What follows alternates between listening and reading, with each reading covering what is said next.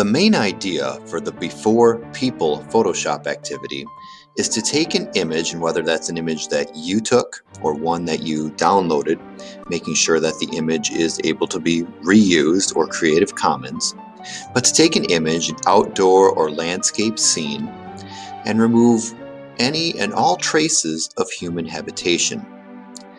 Imagine the scene as it may have existed before human development. This opens the door for many possibilities. There's many different tools and techniques that you can try when doing this image. It's something a friend and mentor of mine would call productive struggle, because there's not just one way to do this. There's many different ways. On the direction sheet, you'll see some suggestions. Tools like the clone stamp, the spot healing brush, the healing brush, patch tool, content-aware fill, or even doing some manual patching, along with some other tools and techniques may work as well. Again, there's not one right or wrong answer, and chances are you'll use a combination of these techniques and tools.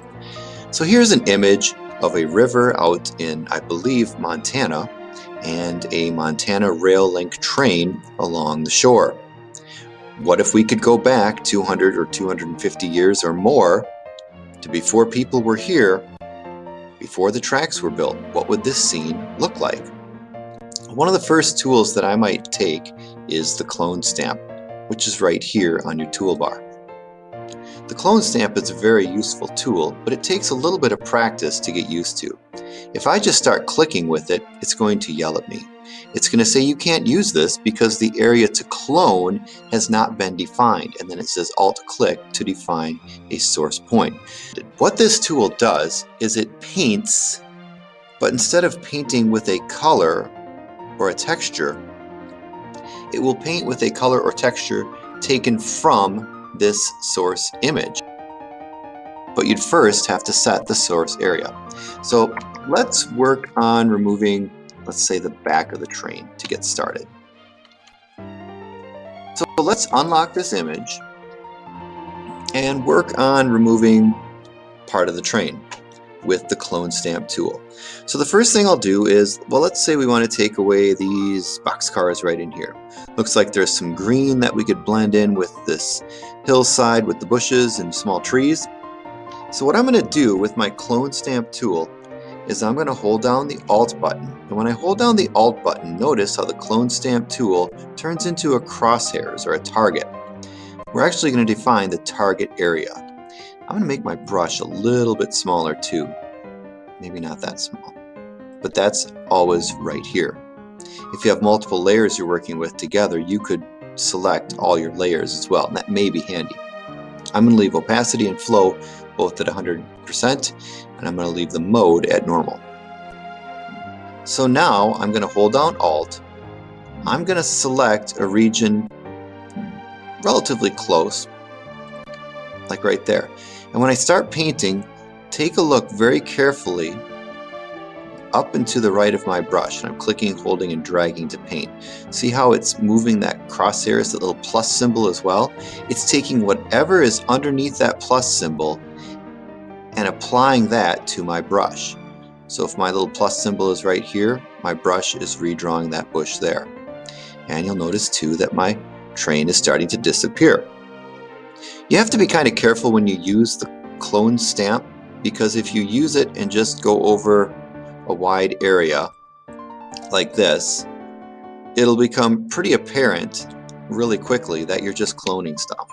And you'll see repeated patterns of rocks and bushes in this case. So it really is to your benefit to set the target and reset the target and vary where you're taking things from, just so it isn't completely apparent and it makes your scene all the more believable. If you do notice some repeating patterns, you can then go and take something like the spot healing brush, which is the Band-Aid tool. I'm going to use a little bit smaller one, but when you use that and paint over something, it'll sort of analyze the pixels around it, it'll analyze the colors and the patterns, and it will sort of blend things. You could maybe even use the spot healing brush in this project by itself. can see what I'm doing to the end of the train. Now I have some repeating patterns, but I can spot heal that to get rid of some of that, and it just sort of automatically analyzes the entire scene. Still not perfect, but it's better. Another tool underneath the spot healing brush is the patch tool. And you can play around with the regular healing brush, but the patch tool, you first select something, like let's say I select these 3 boxcars, they're now selected, and then you move, you click, hold, drag, and it will replace that selection with a portion of the image that you dragged. If I drag this way, it's going to put probably more train cars, or this way it'll do more of the grass. If I do this way, it'll take the hillside. And that's one way you can start to blend things together as well, especially if you take the spot healing brush and clean some more of it up. And then maybe you go back and do some more with the clone stamp, just so that you have a better representation of the textures that are nearby.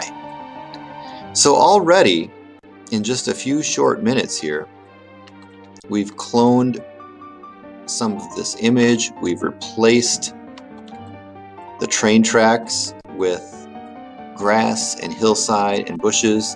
And yeah, there's a lot of work to be done yet, but that's just a couple of tools and techniques. If I were to focus in on just this region of the image right here, that's very pixelated, of course, but zoom back out and you'd never know that there was a train there. Again, with this one, it's all about your problem-solving process. It's about productive struggle. How do you get the man-made features to disappear? Choosing your image is a big part of this project. If you picked something a little bit more complicated like this, not only would you have to get rid of the train, but the bridge supports, the road in the foreground, the little signpost here, the fence posts over there. It's a lot to do. It'll just take more time, but you could probably end up with a neat result. As you work on this project, if you have any questions or problems, please contact your instructor. And with all of these, make sure to save it when you're done as a JPEG, a GIF, or a PNG, and submit both your original and your final completed image to Schoology in order to get full credit. Good luck with Before People.